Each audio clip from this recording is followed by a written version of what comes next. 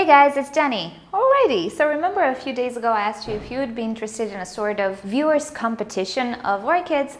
Well, you guys were pretty excited about it, so there we go, let's try it out. Alrighty, so welcome to the first edition of the viewers competition. I don't have a name for it yet. You might be able to give me suggestions, where every month we will have orchid photos submitted by my viewers, by you guys. So first let me tell you the general idea how the contest will look like. It's gonna be monthly, or at least I hope it's gonna be monthly. Those of you who wish to participate into this contest will have to submit photos of one orchid that you feel especially fond of or you like a lot. And from all of the submissions every month, I will choose 5. This is because there will be a voting system where yet again you guys will get to choose the best looking orchid of the month. And I want to make the voting as a poll, a YouTube info card with a poll. And sadly, I only have 5 options, but I think 5 entries per month is a good number. So I will pick 5 of the best entries for that month and I will present them in a video. Afterwards, you can vote for the one you like best out of all of them. And in 1 month's time,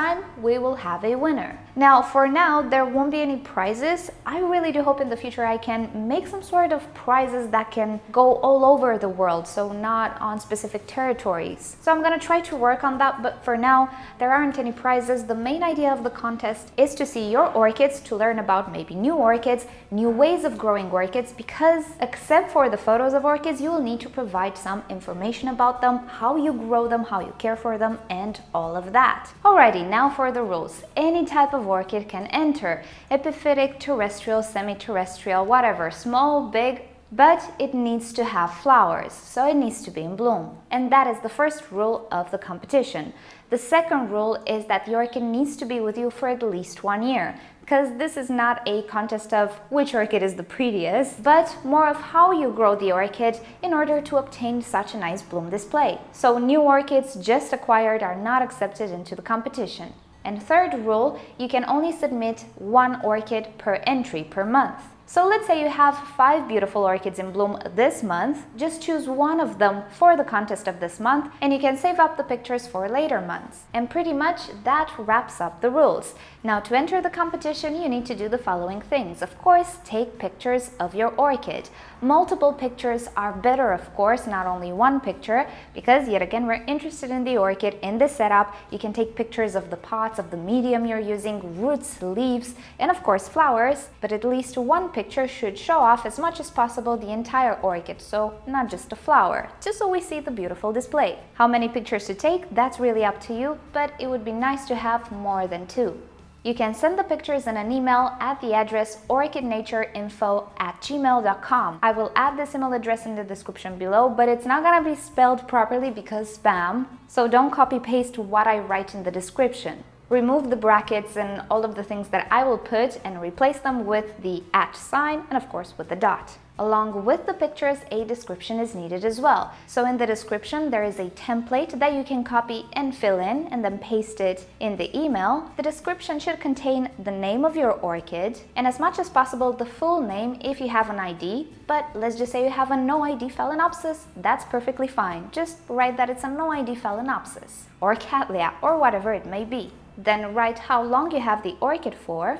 Then a description of your environment. It doesn't have to be very detailed, but do try to include temperatures, humidity, quantity of light, the requirements that your orchid needs and you're providing. If you have artificial light or you have natural light and things of the sorts, describe a little bit your environment. You do not need to mention locations or anything of the sorts. But if you do have a greenhouse, do specify that you grew it in a greenhouse or on the windowsill or a special room or things of the sorts. Describe the medium and the pot, or if it's mounted, describe the mount and stuff of the sorts. The materials and medium on which your orchid grows, how you fertilize it, and you don't have to mention brands here, but a few details like I fertilize 150 parts per million monthly or every 2 weeks or things of the sorts, the water that you use, if it's tap water or osmosis water or things of the sorts, and maybe other details regarding the care of this orchid which you find important and which you do and which you would like to share with people who, let's say,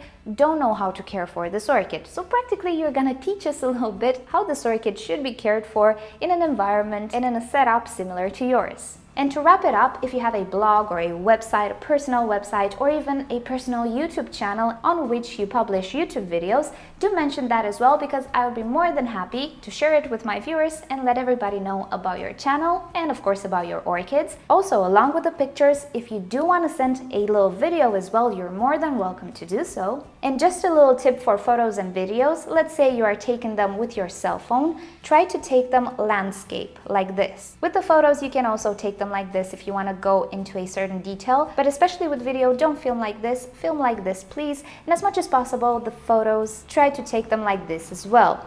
The reason is, well, the screens we're all watching these videos on. If you take a video like this, we'll have just some black edges, and it would just be better if we fill those edges with orchids, right? So try to film like this or take photographs like this, but of course if you take an ensemble type of photo, you can definitely take the photo like this. So after you submitted your entries, I will pick 5 of them and I will make a video showing the pictures you've sent in or the videos, also mentioning the description that you provided and also the link to your website if you provided one.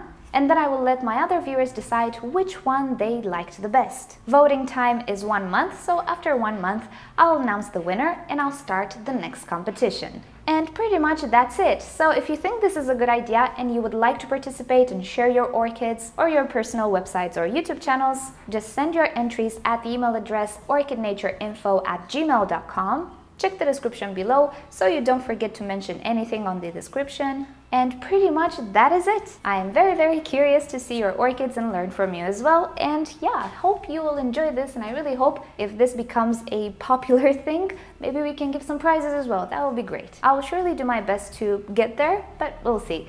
So alrighty, thank you so much. Hope you enjoyed this competition and you've enjoyed this video. If you did, give this a thumbs up. If you hated it, give it a thumbs down. Subscribe to my channel for regular orchids and plants videos, and don't forget to turn on notifications so you never miss a video. And with that said, I'll see you all next time. Bye!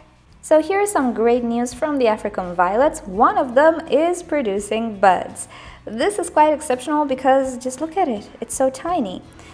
This African violet does seem to have tinier leaves, but they're not very tiny, and this little baby here really isn't big. So this is quite surprising. It is the only one who has buds at the moment. But yeah, I think they're developing quite nicely so far, so I cannot wait to have African violets blooms as well.